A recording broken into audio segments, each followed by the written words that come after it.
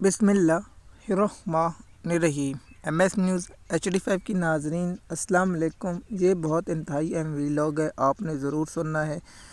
اس میں بہت ہی انتہائی اہم ٹاپک ہے اور یہ میرا ٹاپک بہت انتہائی اہم ہے، آپ نے ضرور سننا ہے۔ میں پاکستان کی تاریخ اور موجودہ حالات پر یہ ویلاگ بنوں گا۔ شہباز شریف نے نواز شریف کے ساتھ بغاوت کی ہے، کیا یہ بات سچ ہے یا جھوٹ ہے؟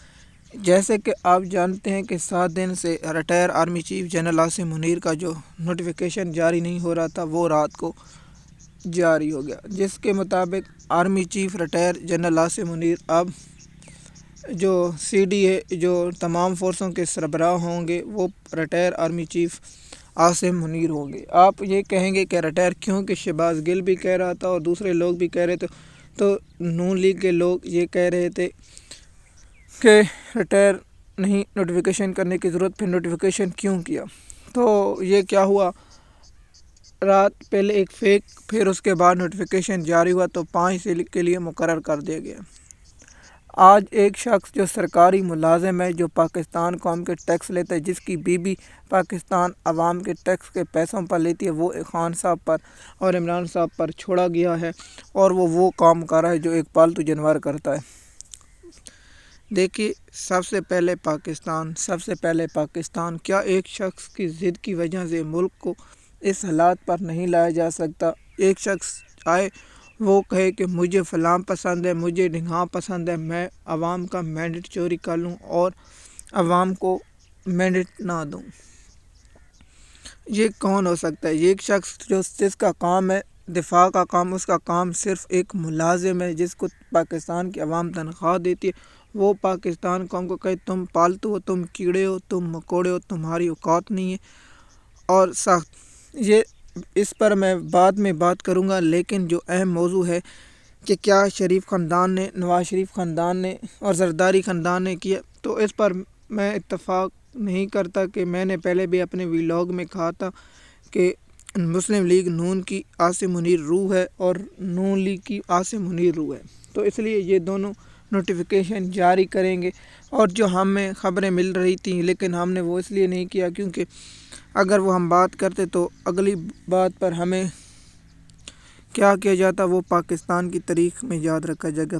سب سے پہلے میں اس بات پر آپ لوگوں کو پہلے بھی کہا تھا، جب تک پاکستانی قوم نہیں نکلے گی، اپنا حق نہیں لے گی اور اپنے حق کے سوا اگر نہیں کھڑی ہوگی تو پاکستان قوم کا مستقبل تو آپ مجھ سے بہتر جانتے ہیں۔ تو پاکستان کی قوم کو، لوگوں کو اب یہ میری بات یاد آ رہی ہوگی تو میں نے یہ لفظ کیوں بولے تھے، تو آپ بھی مجھے بہتر جانتے ہیں۔ تو کیا نواز شریف نے جو ڈاکٹر یاسمین راشد سے الیکشن ہارا ہوا ہے اور اس نے جو وہ 70,000 کی لیڈ سے الیکشن ہارنے والا شخص کو سیٹ فارم 47 سے دیا گیا، کیا ان کو نہیں ہے؟